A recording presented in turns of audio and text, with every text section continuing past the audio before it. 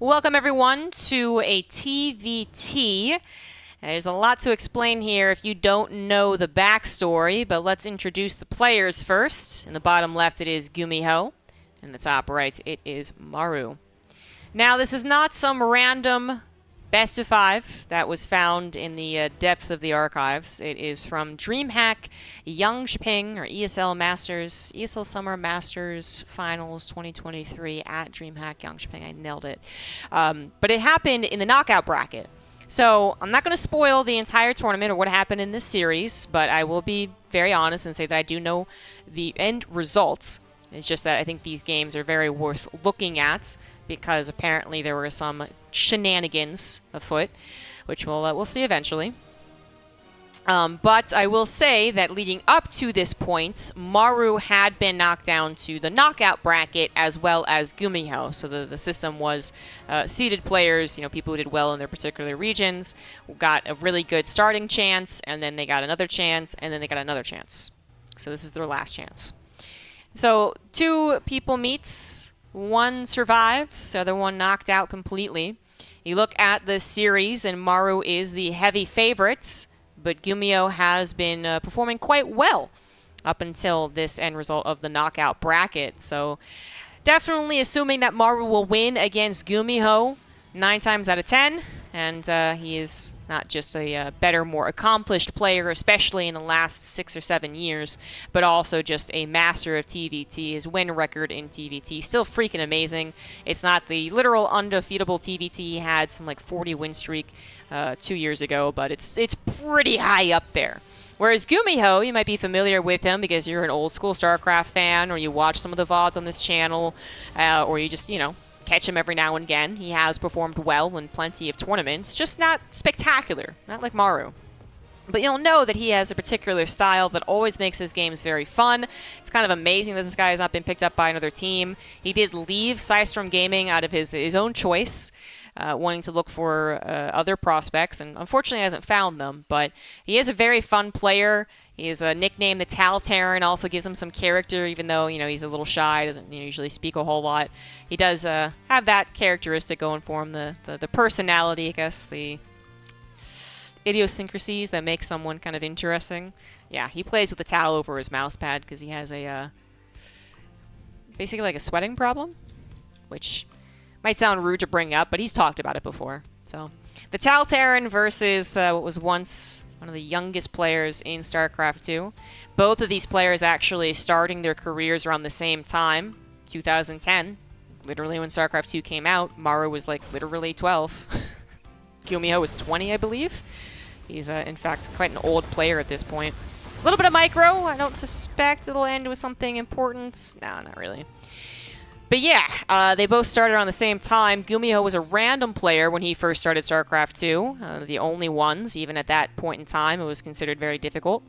Then he decided to be Terran about 2011.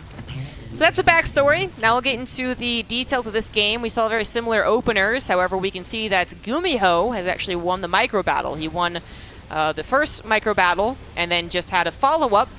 They gave him more units faster across the map. And this is really giving Maru a lot of trouble. He lost his one Reaper, which complicates matters, but then his follow-up was into the reactor, swapping off to get a tank. It gives him the tank, which is big bad.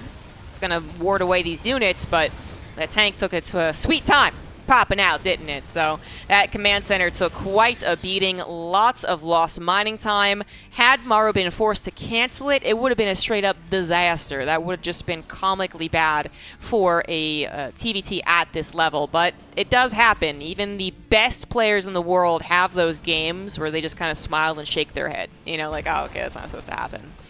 Not this game, but no doubt about it, Maru has taken a lot of damage. He's been unable to also do his thing. He hasn't finished his command center until just now, but he's also not been able to do his little tank drop that he was priming up for, right?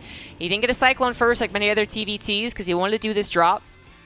He does eventually get a Cyclone, which will help him help the defenses later on, should GuMiHo be following up with something of his own.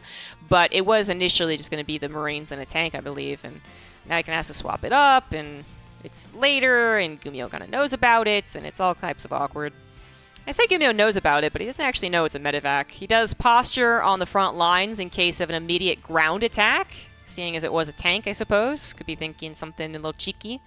But the longer that nothing heads to the front lines, the longer he might be suspicious of an attack coming into his main base. So far, no units at the main base. GuMiHo's tank gonna pop. Vikings will eventually pop, but Maru might, even with this off timing, find some success. He scans and saw the tank pop and decides it's not really worth it. On the other side, we have GuMiHo trying to bait out the Cyclone, right? And he's like, come get me. I'm just a little raven. Woohoo. You can see that it just was a battle of who was paying attention, basically. And Maru does go for the drop, but now the Vikings are out, as well as the tank and a handful of Marines. This isn't going to do a whole lot of damage, and that might not have been a problem. You know, oh, it doesn't kill any SCVs, but it causes all that lost mining time. If it also dies in the process, I think that's a little bit worse, right? Would have no qualms with this if the medevac survives. Okay. But it's pretty bad if it just died. Even still, losing most of the Marines, and I don't know if this medevac is a guaranteed safe retreat. It's a little worrisome. Maru is actually the one going into Mech, by the way, which is not at all what I'm expecting. Can we get a double check on what the player names are? Can we just make sure they're there? Now, Maru going into Mech does happen occasionally, but far less often than GuMiHo, which is he also does not do it frequently. It's not the best way to play in TVT is kind of the argument. It's basically the argument. But it has its place, and Maru thinks that this place is a perfect time to use it. Something that GuMiHo will be able to figure out eventually. Now, if you're going to go into Mech, we know that there's a big soft spot in the kind of early mid-game when you're still getting your 3rd CC up, when you're still getting your production up. You just don't have a lot of units. But one thing you usually have are strong units. You have tanks and Vikings and Ravens. So properly positioned, they'll kind of cover you, and then you just need to be careful as you move on. If you're losing the Viking War as a Mech player, then you have two problems. Like the two biggest problems. You don't have a lot of units on the ground, and the powerful units that you do have aren't as effective. Because the Vikings control the skies, they control the sight, and they make sure that you can't just get a Liberator to take out the ground tanks. So TLDR, Maru's in a lot of trouble. His command center, injured from earlier on, is already in the red once again. He's got SCVs repairing, but this is so much time lost. So many minerals dumped into the repair, and this is potentially going to get even worse.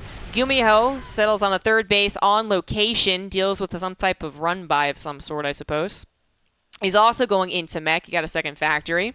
And, well, it's just going to be about who is actually able to get that 3rd CC, and it's clearly GuMiHo. You know, like otherwise it was a very similar game in a lot of aspects. Mech versus Mech, extremely uncommon at this high level of TVT, but here it is. But the problem is GuMiHo got 2 more Vikings. He got faster into the reactor because Maru went for that medevac, which really did not end up being worth it for multiple reasons. Interference matrices come down first on Maru's Raven. I don't think it deterred his own interference matrices, so it was kind of just like a slap fight right there. 9 to 10 Vikings, so yeah, if GuMiHo was hoping to bust, it's not really happening. He is winning the Viking. You know, whenever we look at that unit count, it's like, okay, that's a higher number, right? Math. But remember that GuMiHo is rattling across. So subtract 2 from that number at any given time. Maru is also keeping that in mind, probably, but the problem for him is that he can't exactly know when the Vikings will reinforce. What if he decides to gun it, and then the Vikings reinforce, and he still loses the battle? Be terrible. Again, command center taking that damage. SCV's not mining. Maru goes for a hidden 3rd base. Desperately needs the gas as well as the minerals, guys.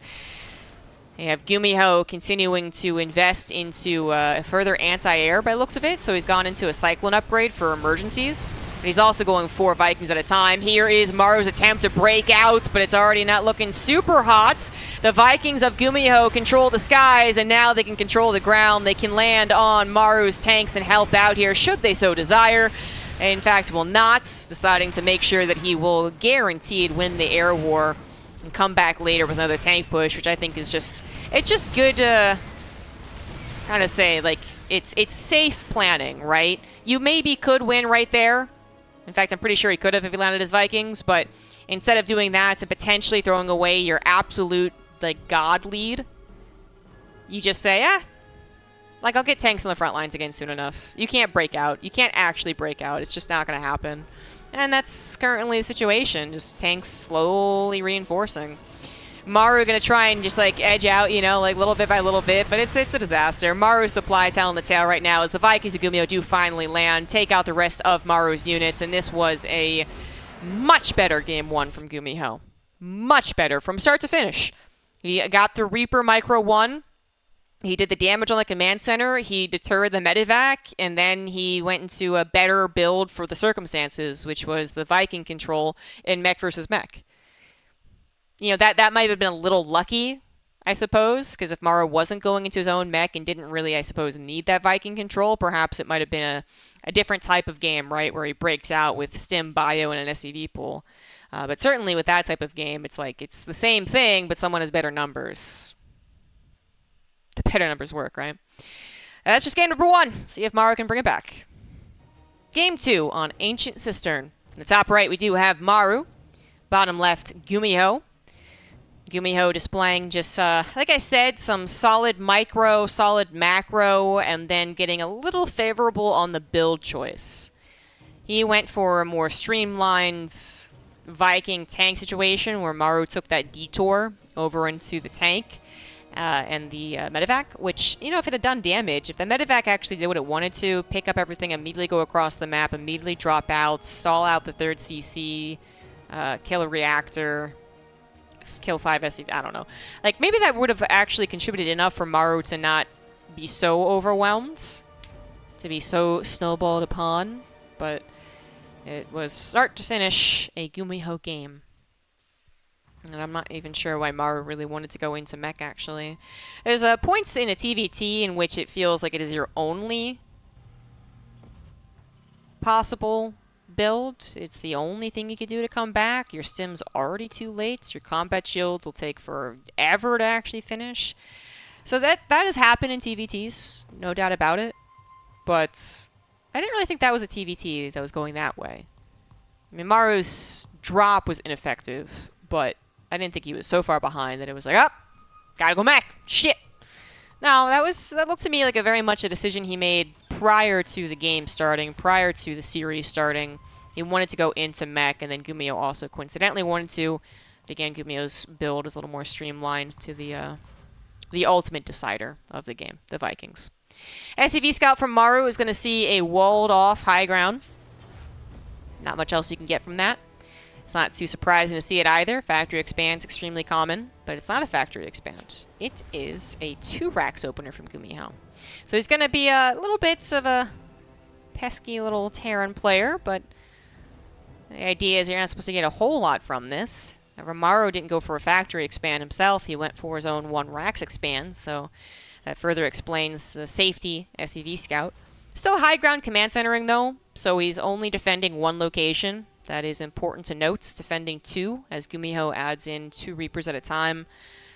Yeah, it might be a little sketch, but GuMiHo actually very quick to turn away from the Reaper production. He will go up to the 3 Reapers, that is typical, but not going to invest any further into it, which means he might just be looking at this as an opener into a 2-1-1. If he really wanted to do damage with the Reapers, he could have proxied one of the barracks or both of the barracks. And if he had proxied both of the barracks, he might have had a good time. But no, this is very much more like just an opener. There's not much to talk about in terms of the potential of it. The Reapers don't even try to enter into the main base, actually. They scouted the natural, saw that it wasn't building, and said, oh, he's factory expanding. I'm not going to bother trying to do anything. It's actually not. So the command center, you know, it's safe, but it could also be a bit of a mind game. It could be a potential incorrect scout. Not something I usually highlight in TVT because it feels inevitable that the command center will be scouted. But in this case, it's actually just also a hidden command center. So Maru kind of getting a little bit of a better start, even though he's still behind in workers because his command center is on the high grounds. In terms of the planning the next steps of this TVT, the map is a little wrong for GuMiHo. He's like looking at it and kind of like turning it around. He's like, wait a second. But he hasn't really gone into that 2-1-1 that I was talking about. I mean, he kind of is still, but it's not like direct into it. It doesn't work out as fluid as the TVZ 2-1-1. You do build your Reapers, obviously. That's gas as well as minerals. But now we get the Tech Lab building Stim. We're going to get a Raven, apparently, and then maybe swap back onto the reactor to get to the 2 medevacs. I think GuMiHo, if he were to watch the replay or look at the build order, would kind of be smacking himself a little bit. Like, why didn't I try to go with the Reapers? But it's understandable why he did not, since he figured a factory expand would lead to very minimal damage with only 3 Reapers made and non-proxy, right? But it is what it is. Scouts, the command center, all saturated up, are getting there too. And then the Hellions, which are excellent at dealing with the Reapers, might not have much else to say in this particular game. Considering that both players went into Mech last game, it would probably be prudent of both of them to then scout if they're going into Mech this time around. Maru, with his scouts with the SCV, saw that it was a factory expand potentially, then saw 3 Reapers that any other forms of aggression might have concluded at that point that it is a 2-1-1 setup. So he might, like, I'm pretty sure he's able to tell that it was 2 Barracks, 3 Reapers, just with the lack of aggression at some points and the total number of Reapers when they died. Well, the Reaper here is going to double check anyways. But I think he already knew. And that's just important because, not necessarily because of the potential of medevac drops, which could have been GuMiHo's follow-up, but the bio, right? Because apparently both of these players are very willing and capable of playing Mech.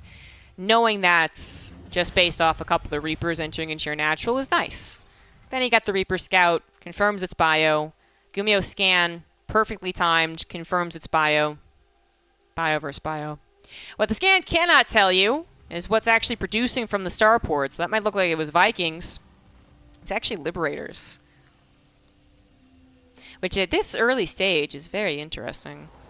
I think he's just going to go for the good old 2 Liberator hop-arounds, distraction, hopefully kill some SCVs, and maybe a bit of more of a direct attack on the front.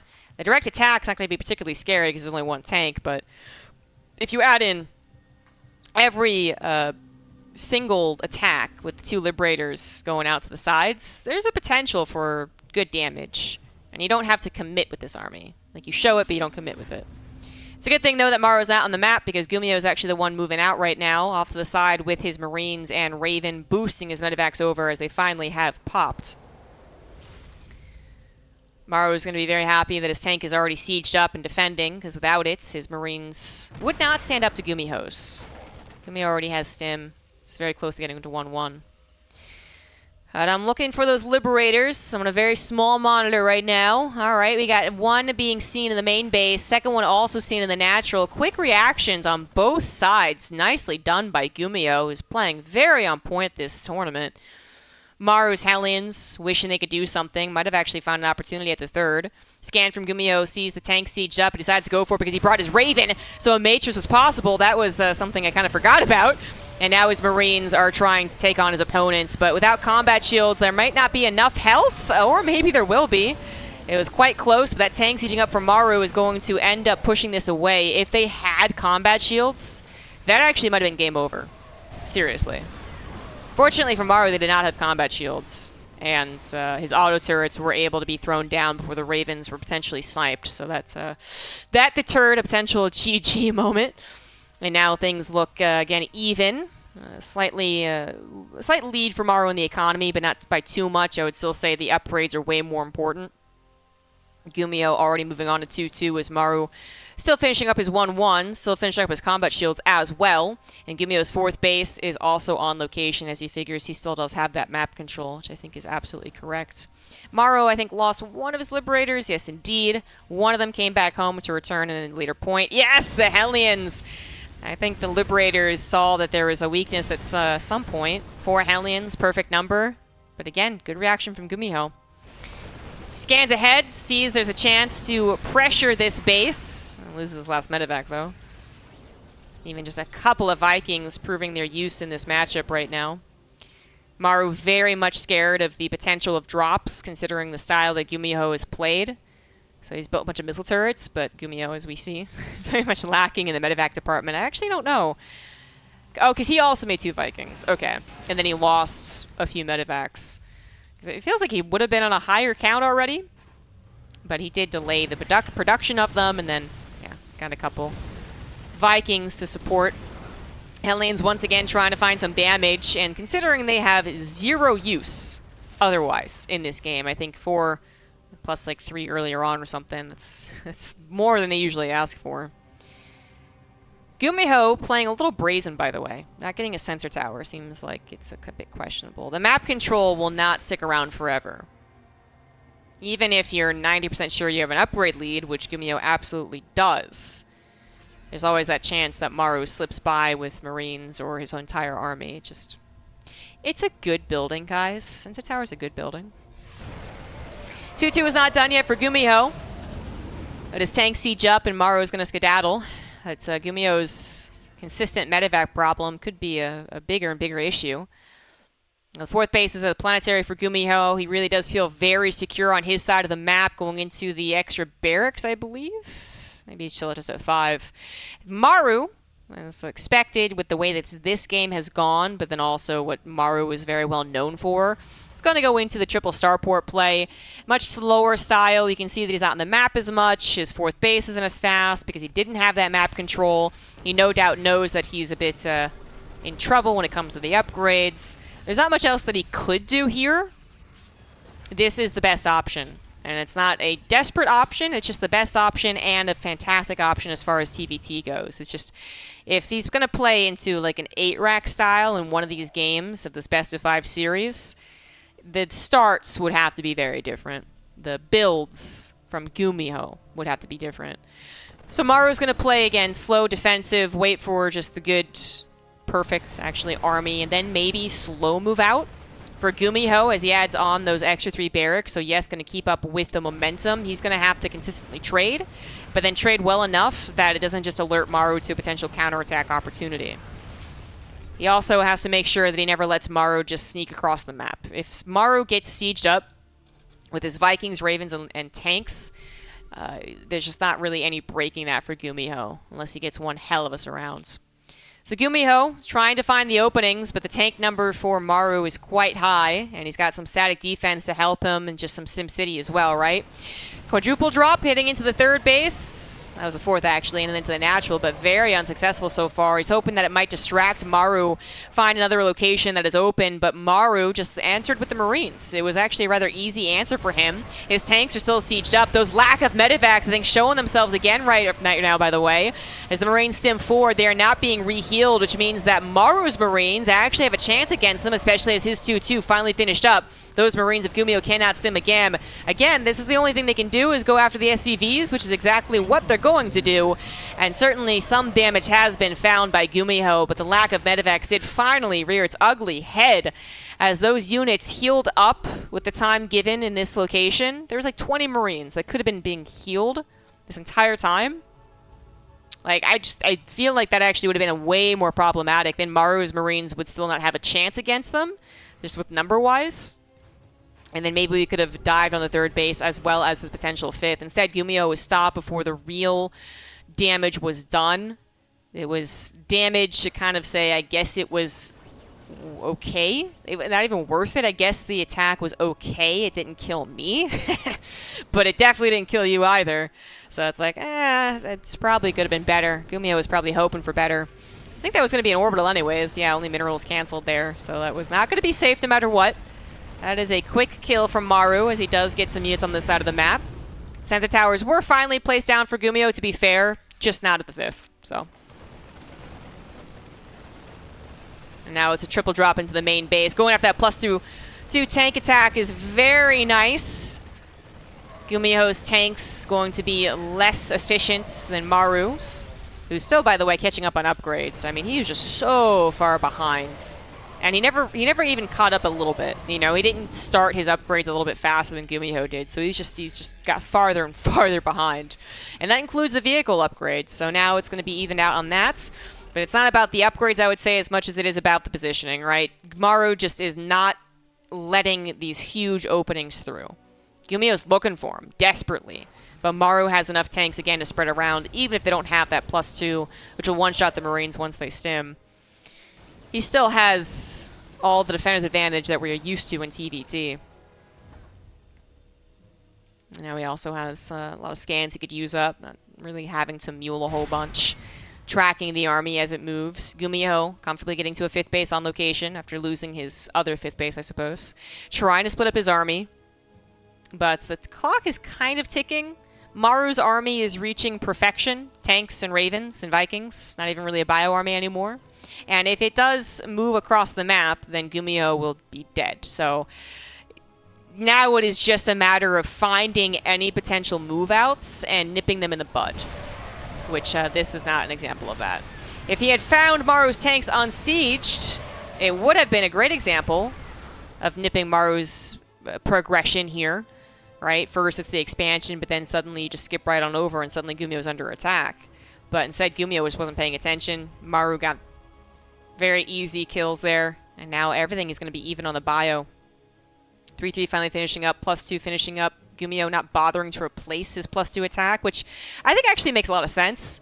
Like, Maru's Marines are becoming less and less important anyways. Not to the point that you skip your upgrades for them, but maybe to the point that for GuMiHo you skip your upgrade that affects the kill shot of the Marines. It's so much more about the tanks, Vikings, and Ravens anyways. So I kind of think it makes sense. That's one answer. The other thing is that GuMiHo is becoming pretty rich, so it's not the worst thing to afford. But, yeah, you know, whatever. I absolutely love this. GuMiHo, he does like to experiment. He does the things that people suggest, and then a lot of know-it-alls are like, no, that would never work. No, well, it's stupid. GuMiHo does it. He's a man of the people. And that would include a Ghost Academy for nukes to break a Turtle Terran. It's not the most like innovative thing ever. I think that's not the weirdest sentence ever said. Nukes to break a turtle. That makes sense. It's just that we don't usually get to this point in TVT. There are very few TVTs at this high level, which will end with these 5 or 6 starport player now, player doing their thing, and then the 8 racks bio player going into Ghost and getting nukes down. But I hope it happens. I hope it's Nuke City. It's currently Expansion City as GuMiHo decides, you know what? You cancel my bases, you cancel my bases. I'm still going to try and get them up. It's like, alright. Maru is not attempting to move out of his base. He's moving forward, he's taking expansions, but he's not looking for the kill move, which could have happened. He could have done a very slow, careful push across the map with the majority of his army, and then tried to catch GuMiHo in an awkward position. So GuMiHo is forced to base trade, and it gets weird. Nope. Maru decides to just turtle it all up and go into battlecruisers. And he's winning the air, obviously. So battlecruisers won't have anything that threatens them. Which is a big problem. 3-3 Marines might do well enough against the initial battlecruisers that pop out, because the battlecruisers do not have any armor upgrades, except their natural, armor. But that's not something you want to rely on, because obviously the battlecruisers will also be protected by their own tanks. And the Marines do not want to be gunning at the battlecruisers while being shelled at by the tanks. That just doesn't sound like a good time. So, GuMiHo really needs to pick up on this transfer, because he needs to start getting either into his own Vikings, alright, starports are on the way, or he needs to add on factories to get Thors. But the Thors would also be a very incomplete solution, because again, Maru's going to have not just tanks, actually.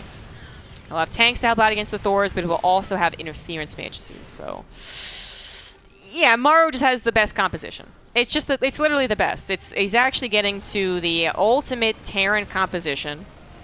GuMiHo's composition is more like high risk, high reward, I suppose. But it's not the end all be all.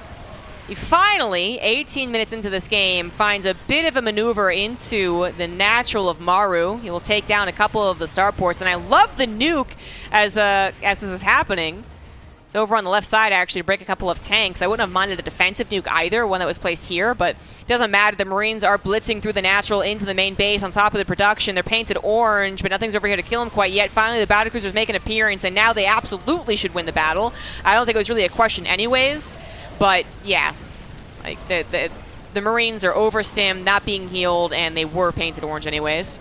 They gunned down a couple of the starports, which I think is a worthy last-second maneuver, you know, your last breath. But it's not going to be the end-all. Oh, and even though he A-moved his tanks initially, somehow they still got in the planetary range. That's weird. Oh, because it's high-slick auto-tracking. Yeah, whoops-a-daisy. That's GuMiHo's mistake. Unsieged tanks will take on planetaries. The planetaries don't have their range upgrade, so you can, like, A-move them and then tell them to siege, and they should be out of range. But if planetary has more range, it doesn't really work, does it? Anywho, that attack on the right side doesn't work. GuMiHo, able to produce very quickly with his style of play, tries to rebuild immediately. The starports were not for Vikings or for his own battlecruisers, which he would not be able to afford the battlecruisers, and he would not be able to get enough Vikings to win the air war anytime soon. No, it's for Ravens. Now, these Ravens, they're going to die. They're going to run into the air army of Maru, and they're going to die. But the hope is that they get enough matrices off that maybe GuMiHo can overwhelm the guy. Maybe the Vikings and Ravens in the sky from Maru will be mostly useless because GuMiHo's 50 Marines will have no tanks to be bothered by, and the battlecruisers will also be nullified, and then it's literally just Marines versus Viking Raven. That's the hope. It would require some very perfect engagements, however. I guess I haven't really talked about the fact that EMPs could be a factor in this game. Now for the battlecruisers, which once upon a time had energy, but not anymore. No, before the Ravens. So GuMiHo's ultimate battle plan, right? Like the best possible plan is for him to interference matrix all of Maru's tanks, all of Maru's battlecruisers, EMP Maru's Ravens, and then have enough Marines to collapse in on top of the leftover whatever, you know, Vikings, basically. That would be the best engagement ever for GuMiHo. It is so freaking unlikely. It is so unlikely. He does get the interference pitches off on the battlecruisers as well as the tanks. He tries to come in with a surround, and it's a beautiful attempt. And it is only a portion of the battle, as many of Maru's units do end up escaping to the left side. The battlecruisers getting that range to kill the Marines. Will they get away? No problem. They're finally getting some of their upgrades, by the way, too. That was kind of the idea. There just wasn't that wasn't a trap. It wasn't Maru saying, "Oh God, what do I do? Oh, everything's dead." No, he just moved over to the left side, so he gets another chance at life. But now he also knows, you know, exactly what GuMiHo's plan is, and he's going to be a little more careful about the future engagements, probably coasting on the sidelines of the map. Actually, his battlecruiser is forced to respond. Oh, back here. Yeah. Planetary might be bustable, but it's probably not really worth it for GuMiHo to invest too much time into that. 3 more battlecruisers will arrive. Finally, an armor upgrade for the battlecruisers, too. GuMiHo, not in the know, does not realize that Maru's very vulnerable air army. Oh, now he does! Now he does! Maru is going to lose a ton of Medivacs, Vikings, and Ravens. I believe GuMiHo making sure to target those Ravens first and foremost. GuMiHo certainly not down and out in this game. I really did not believe in him once I saw those battlecruisers making, but he is now ahead in supply, taking out yet another base of Maru. That planetary, would-be planetary, burning. And now the drop continues in the main base. Not a lot of Marines, but Maru doesn't have a lot of units that respond quickly and casually. You know, these battlecruisers have to move their slow butts over here, and then it's like super overkill, you know? And they're not helping elsewhere. And that's exactly what GuMiHo is going to try and take advantage of. He moves over to the right side with the majority of his army. Still has yet to crack this planetary. He's been trying for a while. If we recall, the last 6 minutes of this game, maybe finally he'll actually kill it. Some of the battlecruisers with teleport, the fresh ones, come in to help out, and everything combined together means that once again, GuMiHo will be denied a chance at killing this 5th or 6th base, whatever it was. GuMiHo did lose his own base, by the way. That happened minutes ago, but he was on this base, and he's on the very bottom right. Not quite. That's only just building, so GuMiHo is not rich. He's rich in gas, no doubt about that, but he's not rich in minerals. Maru also not very rich, but the battlecruiser retention is now a real problem. At this point, Maru has built up 11 battlecruisers. They're also finally getting some of their upgrades, so they're on 2-1, better than nothing. And the battlecruisers, when they're in a high enough number, will win basically all of the late game battles because they're so microable. on top of their, tier 3 macro health and damage and whatever. The Yamato teleport combination means that they are just perfectly played. They are the perfect unit. And actually, Maru, without even really engaging as I was explaining this, was whittling away at GuMiHo's supply, so GuMiHo just taps out. A brief moment of hope as GuMiHo seemed to encompass the map, and then it was brought down, a bit lamely, I must say, by Maru just, sieging up and sticking on his bases. GG's. Maru will take game number 2. In the top left of Dragon Scales for game 3, we do have GuMiHo. In the bottom right, it is Maru. GuMiHo last game starting off with a 2 racks in base. Moving on to the biocentric, suppose, TVT style. It was really just seemed like that was a build order that was more about the step after the 2 racks than it was about the 2 racks, right? Because the 2 rack itself actually didn't end up doing anything. There was a little bit of a problematic scouting issue with GuMiHo that if he had seen Maru's 1 racks expand on location, he might have done something different. I don't know. But he actually did not know that Maru was going for 1 racks expand. So that might have impacted things, but it was obviously almost a 20-minute game. A lot of other things happened, and by the end of it, GuMiHo was just out of steam. That 8-rack style of play is going to run out of steam eventually if it doesn't start trading very efficiently and really start to suppress the triple starport player, which it almost did.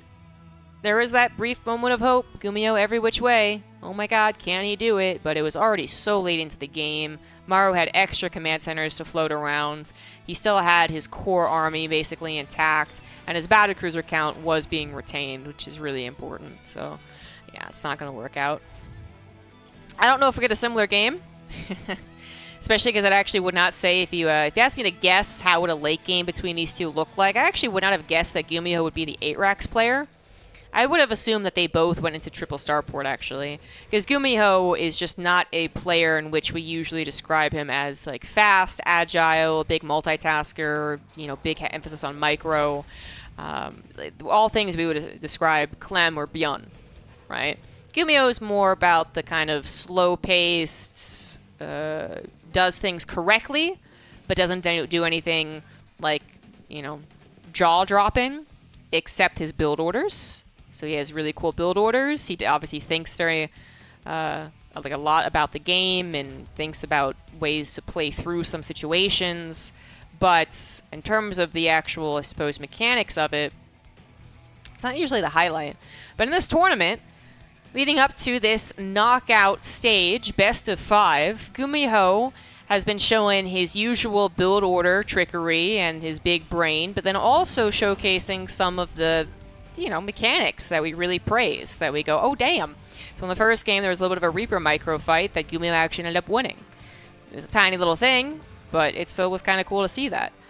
And then GuMiHo did go for the 8-racks in the last game, and while maybe he still wasn't as active as Byun, for instance, who faces against Maru with his 8-racks versus 3 starport situation a lot. There's plenty of examples of Byun versus Maru doing that. I would say that it was still pretty close. So the one thing that I feel like GuMiHo does have against him is that, his mechanics sometimes weren't the top notch, but at times they seem to be better than other times, I guess. Like literally his GSL victory. I think his mechanics were top notch and then kind of deteriorated and it was back to being round of 4, round of 8, round of 12, whatever.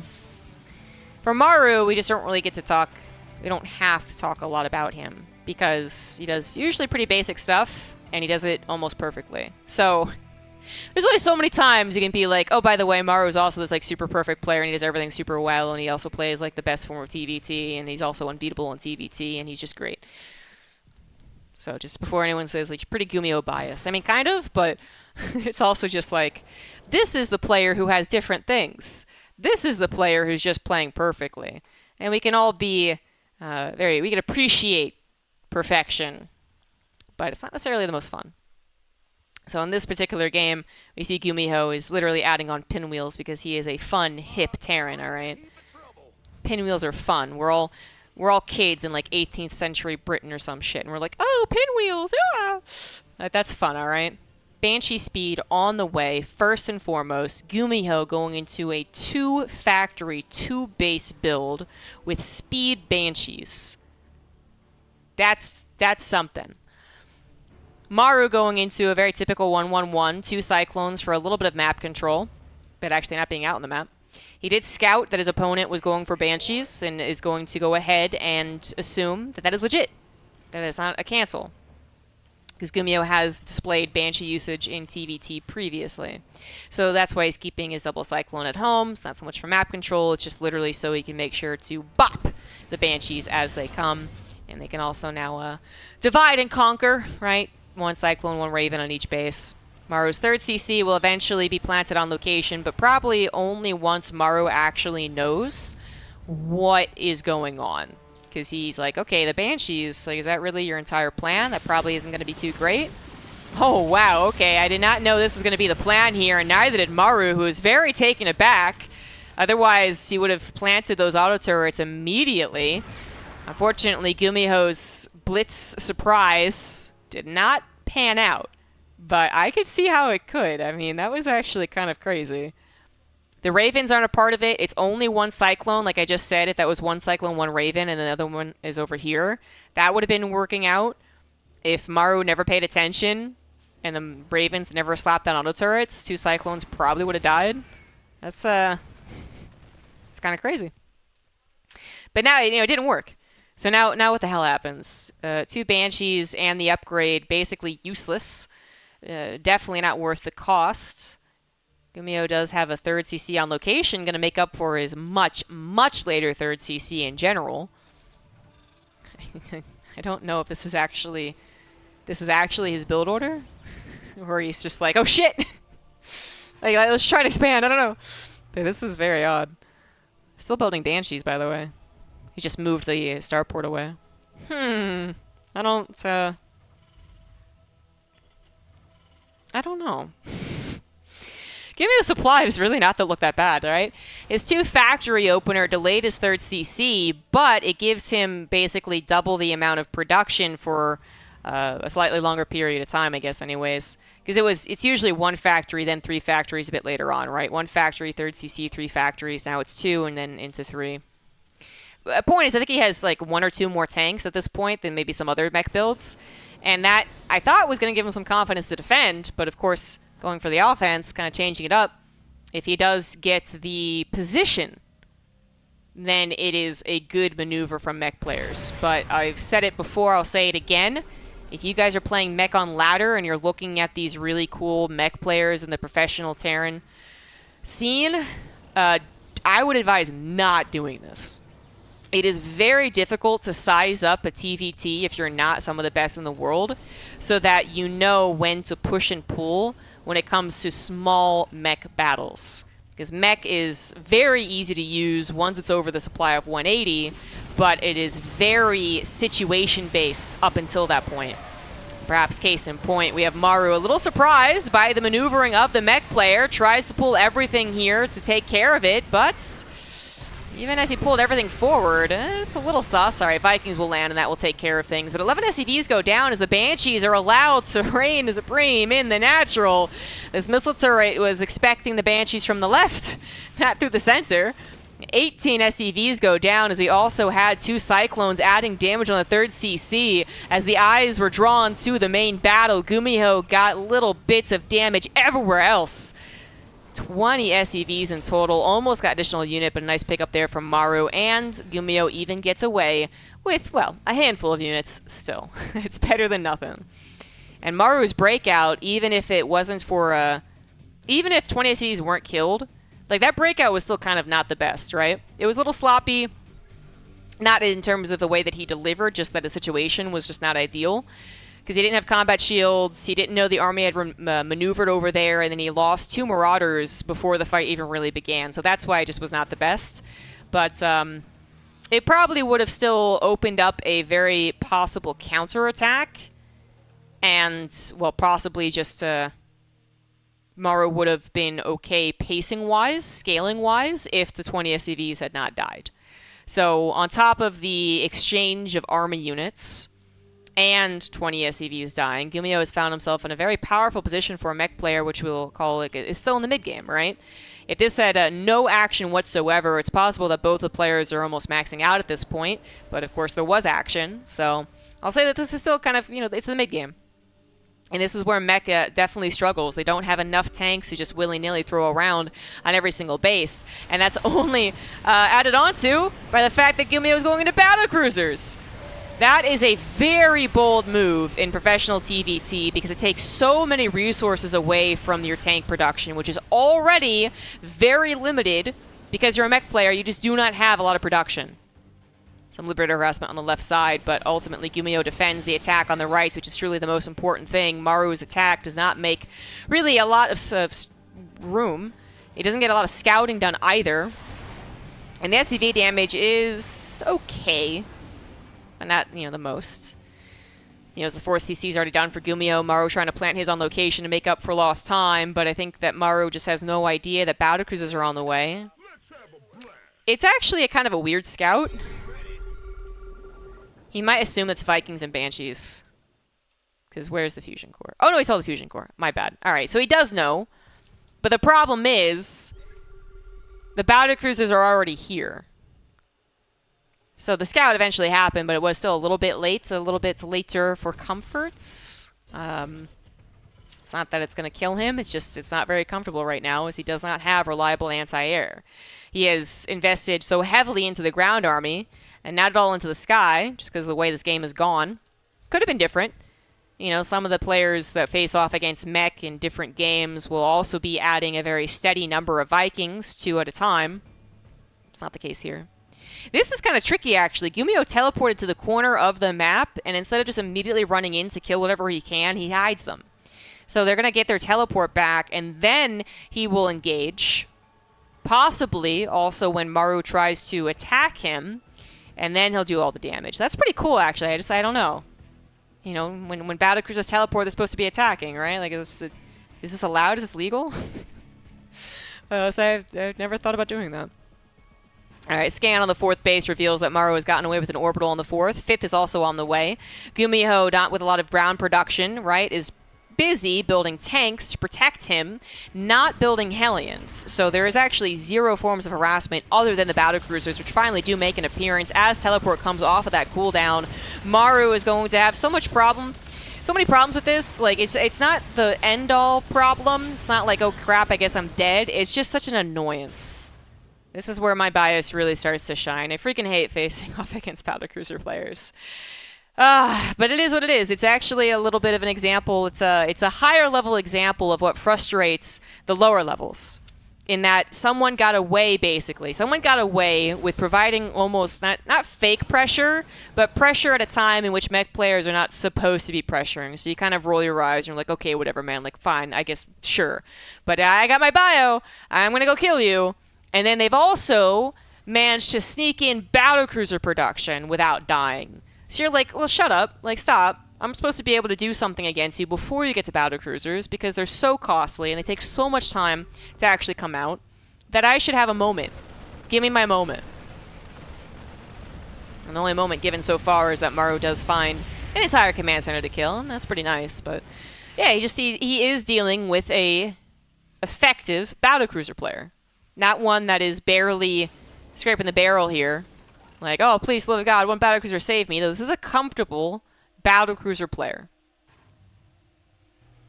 Upgrades are on the way. Double armory, trying to make up for a lot of the time not spent on upgrades. He's afforded a lot of things, and it makes sense the upgrades are a bit late. Maru's response to the battle cruiser is going to be Mass Raven. Quite expensive. But Maru does have more of the map than his opponent, something that the bio player is supposed to have. And he's getting his own upgrades as well, as he might be adding on Vikings. Yeah, he's on Vikings. There you go. So he's trying to get to that almost ultimate late game composition. I would still say that the ultimate late game composition is Battlecruiser Viking Raven. And Maru's not going to have Battlecruisers anytime soon. But his bio right now can try and use their mobility to crack down on GuMiHo's expansions. They could even still find an opening on the ground to cause some real problems for the economy or production. And so far, they are not doing those things. We are just leading into that big old battle. And so, as we lead into it, as we very slowly get into it, it's 19 Vikings and 3 battlecruisers for GuMiHo, 16 Vikings for Maru, and 5 Ravens. So he actually put his Viking count up way faster than I thought he did. And, well, there's a good sign for Maru fans. Battlecruisers getting destroyed, as the Ravens are an excellent counter. It's only when the battlecruisers are at the counts of 11, 12, 15 added in to the Viking-Raven mix of your own that I would say the battlecruisers reign supreme. But we're obviously not at that point. In fact, GuMiHo has kind of given up on battlecruisers, gone back into the ground, which still has its own problems versus Mass Raven, but no doubt about it, Maru's composition is beating the potential of the battlecruiser. I actually really thought GuMiHo was going to double down on battlecruisers, which I kept calling him a battlecruiser player, but I actually think it's a very good idea that he did not. And going for just a base trade is probably the much better move. Tanks running into the natural and main base, strolling in, wheeling in. It's not something you see every day, but it is happening. Maru tried to get some missile turrets up to stop the advancement of the Vikings to at least get some of his own anti-air out, I guess, but that's not going to work. Vikings land will destroy everything. Maru also got into the main base of his opponents. It's funny, though, because Gumi didn't have a lot of production to begin with. His production was just kind of early and consistent, I suppose. So it's like, yeah, it's our dead now. There wasn't much. So what does GuMiHo have to defend? A decent number of tanks back at home, no planetaries, as he also tried to get a little greedy. Chaos every which way we look. Don't really know who's getting ahead in this series. It's tied up 1-1. Whoever wins, I'll get a little more confident. I don't know how this is going to go, but I do love that GuMiHo's pulled the SCVs and is building missile turrets again. Maru is choosing some place to rebuild. Supply depot's on the right side. What? What? You put missile turrets down already? Okay. Yeah, there's that. And then he's rebuilding. Oh, to the left side. Here we go. There's the starport. So I was trying to look for that. So he's trying to rebuild on the left side. He's got SAC defense. He's got mining. He's got starports. But is he actually currently winning the Viking War? No, he is not. 17 Vikings for Maru to 25 of GuMiHo. 5 Ravens, 5 Interference Matrix. I don't think they're going to get double before they die. That's not going to be enough. GuMiHo also with 2 battlecruisers. I mean, I kind of like waved them away because they were being useless, but you know, they're obviously adding to the anti-air. They're adding to the air control. More accurate. GuMiHo. I think he's got the better army. He's already trying to pick off some of the Ravens. Unsuccessful, actually. The Ravens live. But he is continuing to take down Maru's infrastructure, all of Maru's economy as well. If Maru's hoping for a backup plan, he does not have one, really.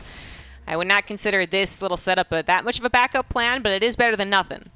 He does actually have 3 more Vikings on the way. He realizes that he cannot stop the army on his side of the map, so he returns back to GuMiHo's side, but the tanks stayed here. So he has to use the interference matrix on the tanks, which is certainly worth it to try and do the damage, but now 3 less for the final battle. GuMiHo's army supply even up with Maru's upgrade substantially in favor of Maru, but we're talking about Bio versus Mech. Interference matrix do come down. Vikings land. Maru's army just jumps on top of all of the tanks and makes it look like one hell of an easy battle. That was actually almost no contest. Those tanks of GuMiHo did not look as good as they should have. And now what does GuMiHo have? The air. I think he still has the battlecruisers somewhere. No, he lost them. No, he lost them. So he literally only has Vikings. Vikings and 5 tanks. Well, the Vikings will not do everything, will they? No, they will not. GG. Maru wins game number 3.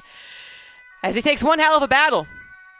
I don't know if... I think GuMiHo actually was kind of surprised he took the battle almost. Like, he didn't bother siege hopping despite knowing that the army was in front of him. So he either had more confidence in his army than he should have. Which is possible. I did. Or he just didn't think that Maru would pull the trigger. He thought maybe Maru was going to try to evacuate up to the top right. That's a little sad. But GuMiHo still got 1 more life. But Maru, with King of TVT, looks to be moving on. Game 4 is going to be on Neo-Humanity. In the bottom rights, we do have GuMiHo. In the top left, it is Maru. I actually was very concerned for Maru with the beginning of the game. I kind of identified when it became any man's game. So I don't think that Maru was, I don't think it was like a tremendous comeback. Maybe it was a little bit of a throw from GuMiHo just because the tanks obviously could have been sieged better. But, no, the beginning of the game, the first, like, 8 minutes just felt like it was another one of GuMiHo's really nicely planned out builds that actually got the execution right. It did the attack that injured Maru with 20 SEV kills. And then it would be smooth sailing to a supreme late-game composition for a mech player especially. And basically, it's like the late-game mech is supposed to be like one of the best armies. If it's pure mech versus pure bio, the mech's going to win, right? But then Ravens do cause situations to go awry, and Vikings landing, and you know, all that good stuff. Which GuMiHo, you know, really could have also provided his tanks with more buffer if he had also landed his tanks. Landed his Vikings. So yeah, there's a couple of missed opportunities for GuMiHo to really tie that up nicely. I think he had the opportunities, right? I think he had ultimately gotten to a very good point for him, and then just needed to deliver on the base trade. But that's also the secret problem of base trades. It's not just the actual, like, who has the structures, who has the army, who has the vision. It's also just who has the clarity of mind, right? Who's thinking things through accurately compared to the other guy who's freaking out and making mistakes they might not usually. Maru again, trying to get away with a 1-Rax expand. High ground.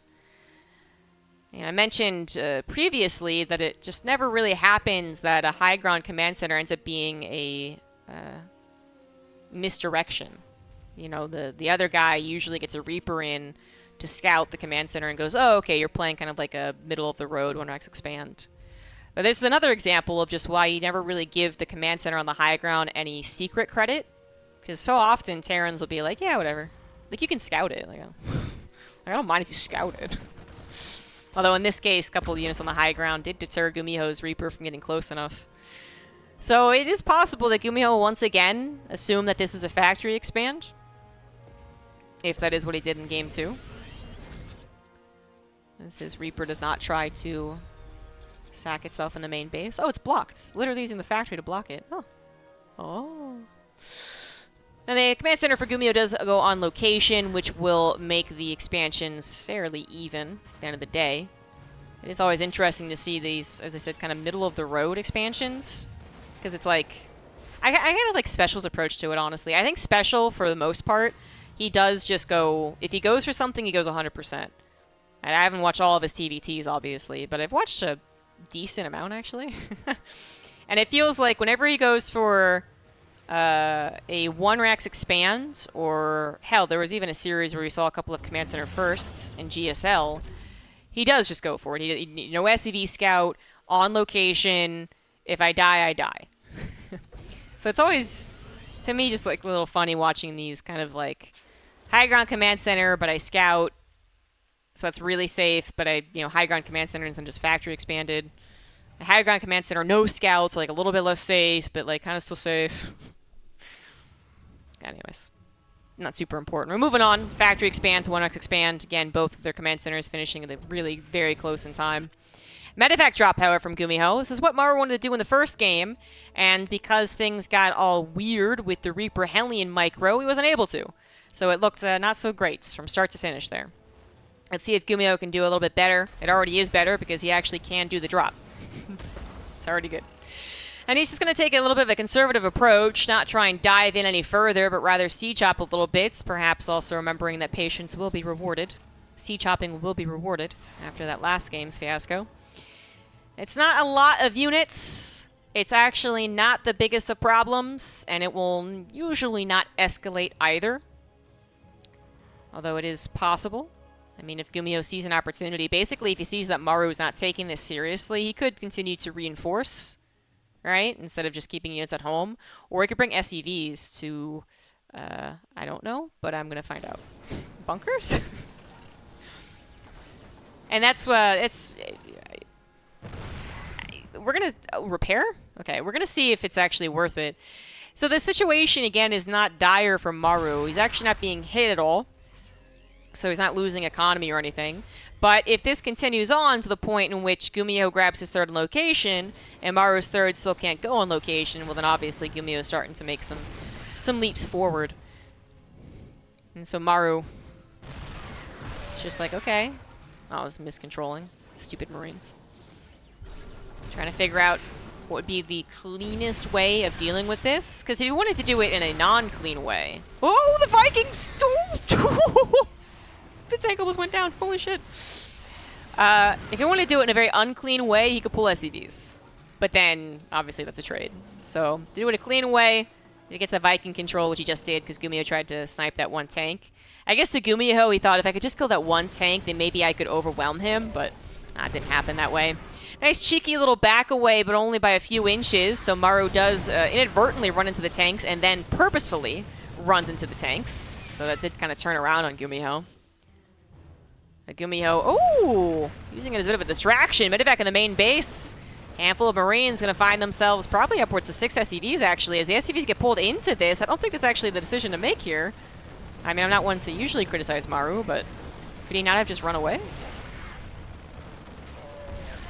I feel like he could have just moved all of his army away and waited for his reinforcements, and then he doesn't lose his Vikings, he doesn't lose any SCVs. He might have lost a refinery, I guess, but... okay, alright. Well, I think GuMiHo can be kind of happy with that drop. 7 SCVs. Again, a couple of those Vikings went down too. And while he did trade out the Medevac, I don't think he's really looking to have it much anymore. Because he is once again going into Mech, second factory. On the way, third CC was put on location. Maru did eventually break out of that kind of pseudo-contain though, so he does get the reward. He has a faster third command center, no doubt about it. But GuMiHo's third isn't that far behind. What is now more interesting to look at is what can Maru do next. Usually the options for the Mech player is a little more limited as we head into the mid-game, because again, they're just building up their army. But GuMiHo continues to try and prove that wrong. Sieging up the low grounds to hit the high ground is the refineries usually under fire, but also the engineering bays in this particular game. That is excellent. The Vikings landing, seeing the opportunity, was fantastic, and then many of them still ended up living. I mean, GuMiHo is using very few units to effectively trade against the budding bio player.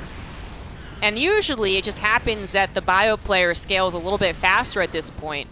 The units are cheaper and they produce faster. But if you keep on hammering them with clever locations, then I guess you can also kind of suppress their own unit count. And Maru's even supply blocked at this point in time. This one tank is a goner. But these two tanks have definitely done their job and then some, man. Engineering base, refinery, SCVs, supply depots, all been killed here. Maru is probably just like, what the heck, man? This isn't supposed to be... It's not supposed to be this difficult. Jeez Louise. Maru has not gotten to this side of the map in a very long time. He's not even sure it's Mech. He might figure the way that things have gone, but... He's certainly not playing this out the way that a bio player would want. The pacing completely opposite of what it should be. GuMiHo is the one that's continuing to pressure. Maru is the one that's scrambling with limited units. I mean, the tank spot is undoubtedly a very good spot, but usually the bio player has enough at a certain point that they simply overwhelm, which seems to be finally happening, but he has to sacrifice many Marines. He has to land his own Vikings. It's way more effort than you would want to use against two tanks. Because you saw how one tank did when it was all by its lonesome. Two tanks in such a position as this would also look quite bad. But this position is particularly brutal early on.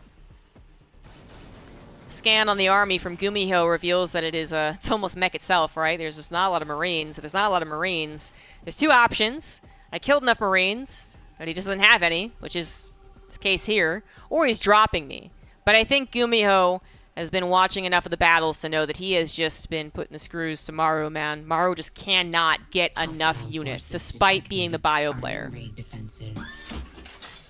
kind of crazy. Kind of crazy. Thank you for that raid. We have some SCVs going down to, I guess, the Liberator. Oh, the tanks fired away in the refinery again. And now the Liberator also is involved. The spot's good, man. If it ain't broke, don't fix it. This is one of the worst snowballs I've ever seen on Neo-Humanity. Because there's no doubt we've seen this tank spot used before, but it's usually very temporary. they kind of get a little, yeah, they kill the refinery and then they leave. But this has been such a big deal. This command center might die. Lots of minerals put into the repair. Liberator also just waiting for anything to come into its range. It's looking, man. It's looking. There you go. Command center will not die, but that is a lot of time spent not mining. Vikings of GuMiHo's starting to get torn down. They've been around for a long time, and they've been injured many times, but they still might win this battle. Hello? Oh, Maru thought his healthier Vikings would take the trade, and I guess at the very, very end of it they will, but not by as much as he was hoping for. So that Liberator will eventually have to evacuate, but 10 SCVs killed. Lots of lost mining time. Another scan. I'm actually not sure exactly what for this time, to be honest, but might just want to be trying to see how much army there is again. Oh. Well, no. I thought maybe he scanned for the high ground vision, but his Liberator was still alive. Now he needs to scan. There we go. Well, anyways. The tanks die, but while we've been looking on this side of the map for a very long time, this side of the map has just been nothing but a flourishing Terran. These guys live in peace and harmony on GuMiHo's side of the map. There's a war going on, they ask, as they just live carefree at home. Like, nothing has happened on this side of the map. Maru hasn't even scouted this side. It's kind of crazy.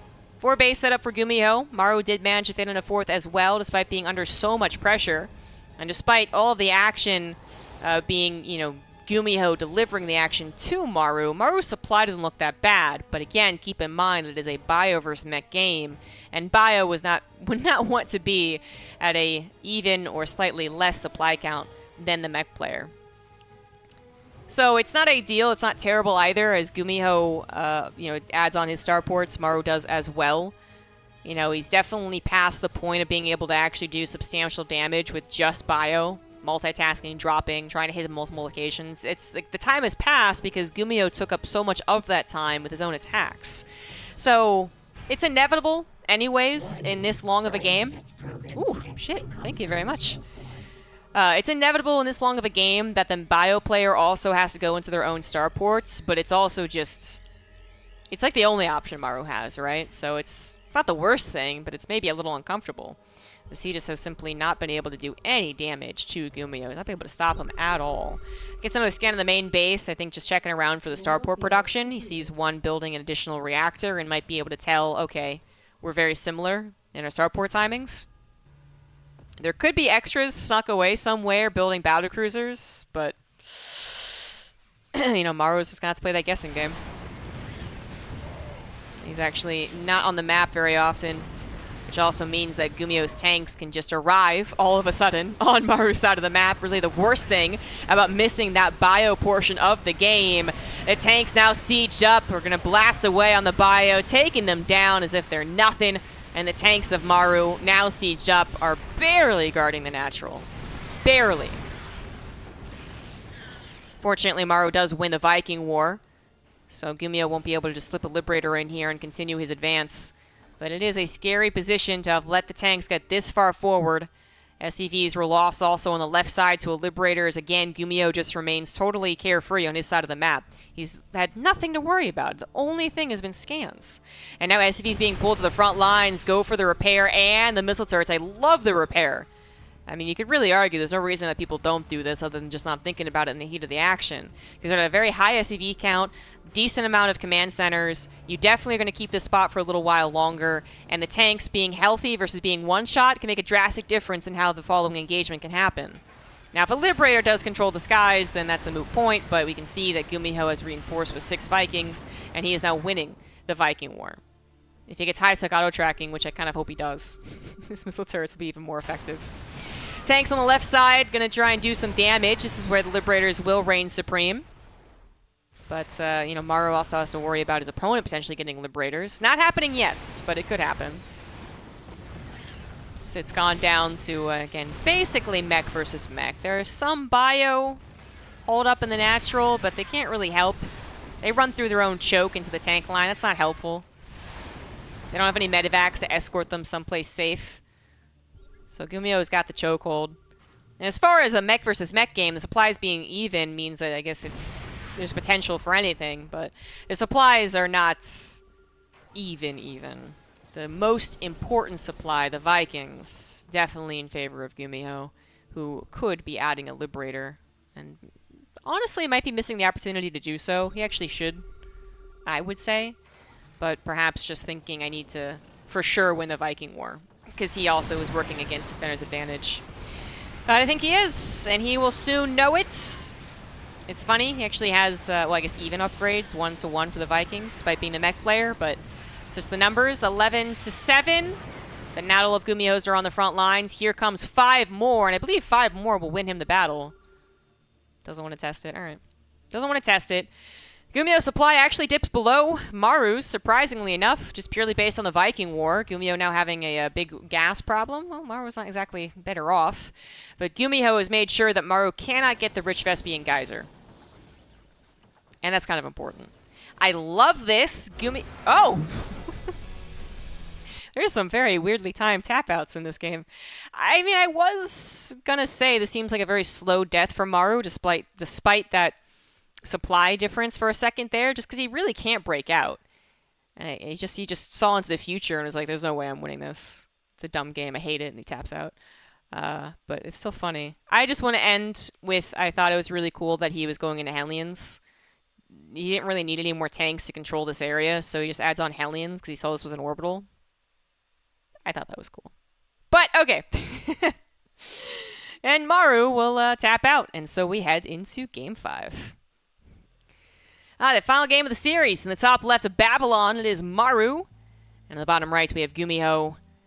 GuMiHo, the only teamless player, I believe, at DreamHack Jonkoping, because Classic was picked up by a team, so I believe he was the only teamless one. Well, outside of groups. I don't know about groups, but yeah. It's pretty cool to see him standing alone, but very strong against Maru.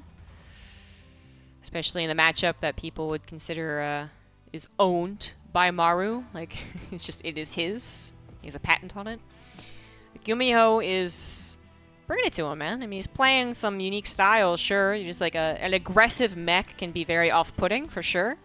But I'll tell you, like, there are other players who will try and do that, who have tried, who will try now that GuMiHo is performing well in TVT, and they will absolutely fail. And they won't be terrible players. They'll be, you know, pretty high up there as far as skill goes. Maybe not literally the best Terrans, but I'm talking like I'll say Clem, right? Like if Clem really wanted to try and change up his style and play like GuMiHo, because he's like, oh, GuMiHo's so cool, I want to be just like him. I think he would fail. I think he would actually fail trying to size up the correct engagements when it comes to playing that style of mech. So that's a pretty extreme example, but it could be true, especially because Clem is such a bio player. Such a bio player. Then I think of Thermal as well, right? Who's absolutely not a bad player. Even now as he's like full-time content creator, he's still very, very good. But let's say like one of his best performances, like he won a tournament, for instance, right? Even I think he would not choose the same order of operations, or whatever you want to call it, that GuMiHo has and had as much success. So I'm just putting it out there before someone tries it and is like, but my tanks just get overwhelmed. It's like, well, yeah, that's kind of what's supposed to happen. Yeah, that's maybe screwing up Maru's expectations for a TVT. I think if you play a very typical TVT, then that is no doubt where we expect Maru to be the favorite. And then if you play an atypical TVT, most of the time, most other players are just worse. It is a worse style. That is why it's not typical. So then Maru wins as well. So as much as it's like, oh, GuMiHo's figured out the secret, he just plays weird. That's not really it either. Plenty of people have tried to play secretive and different and weird to Maru, and he's been fine against them. And then there's also been just some straight up regular TVT moments that have favored GuMiHo, which is pretty cool. Again, Maru gets all the accolades all the time. He gets all the credit for being the best at TVT. Because even if he were to lose this series here today, his win record in it is just insane. But he is struggling. Very typical TVT opener. Very identical, in fact. They both went for pretty much literally the same thing. Literally the same thing. 2 Reapers and a Hellion into the add-ons. There you go. How do teamless players get effective practice against pros? Well, here's the thing. We say teamless as if it really does matter a lot. It kind of doesn't. That's a bit of a false narrative. It used to. Like, the image of Beyond being alone in GSL versus It was a Jin Air player, but I forget which one. Versus the Jin Air player that had like 7 Jin Air people behind him. Like, there was no doubt about it that they had a better practice regimen. They were still in a team house, I believe, at that time together. They were there for moral support and to give him tips. You know, there's no doubt that that helped helped whoever the Jin Air player was. But nowadays, especially, there's no team houses. People just live with their friends. The practice partners aren't team-based most of the time. Maybe as a last resort. Oh, hold on. Oh, Jesus. Excellent lock-on. Right into the medevac, but if Maru wasn't paying attention, that's on him. They usually just find people. They go, hey, friend, like, I need to play against you. So that's not team-based at all. But anyways, Maru's attack will commence, despite being temporarily stopped in the middle there. And GuMiHo was also going to go for his own drop, but obviously now has to defend. He could come in from the backside with his units, which is exactly what he's going to do, making sure to lead with the Reapers so they tank the tank shot. Cyclone so far still very healthy indeed, and the high ground also went to GuMiHo. Maru getting squeezed and only able to escape with a handful of units. Going to try and add on a little bit of SCV damage because, you know, kind of why not? But he does need to leave. Viking on the right side, Cyclone on the left. Oh, no. He's going to try and tackle the Cyclone, try and make something happen out of this, and he will. He gets the Cyclone, but he'll lose everything for it. Okay, the Reaper survives, so he'll lose almost everything for it. He'll lose the important things for it. Maru is ahead by 3 workers with a faster 3rd command center starting up, but his army supply is a little sketch. GuMiHo, he's got the mobility with his medevac. He's got his army units, right? He didn't lose the tank after all. And he is absolutely going to counterattack. Maru is in a lot of trouble. He scans ahead to see what might be awaiting him.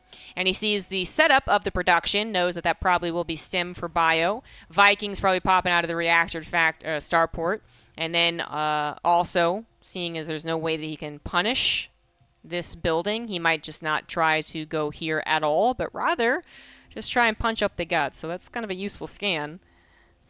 He's going to need another one probably to scan the high ground, if he does plan on engaging, but it's a very dangerous move. It wants to distract. Medevac went to the top side. Cyclone of Maru is available, however, so that didn't work out. GuMiHo still behind, and the workers behind in the command center, but there's a very good reason for that.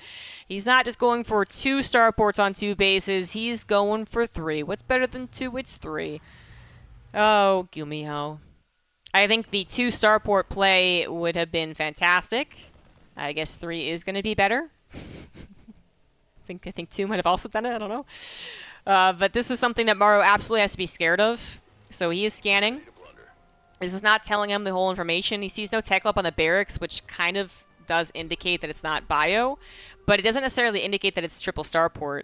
There is the scan that says it's triple starport. So he might have been like, oh, he's probably doing mech again. Then he scans and he goes, oh, shit. He's going to attack me. Like I said, Maru would have had to have been afraid of the 2 starport play after this. So the Viking count right now from Maru is in the lead. Well, not anymore. But if it was 2 or 3 starports, he's about to lose it. He's going to try and crack this early on, which I think is an excellent maneuver, but unfortunately it fails. The medevac swoops in with just a handful of Marines to help out, and GuMiHo's own Vikings also landing to support means that he at least stays here. Not exactly scaring Maru. I mean, Maru has plenty of room to get his 3rd CC up and reinforce and take another concaved battle, but that was not a break, totally and entirely. And he still has to worry about the Viking control going to GuMiHo, while GuMiHo also still has a decent tank count, because that was really going to be the kicker. Like, you might kill enough Vikings, take a temporary lead, but eventually some guy with triple starport's going to beat you. And if he got all of the tanks, then it would just be literally 1 tank up against the full might of Maru's army, right? 1 tank at a time, I should say. Like, that's not too impressive either, but didn't get all the tanks. The Vikings of GuMiHo just replenished too fast, and he still has that particular composition to worry about.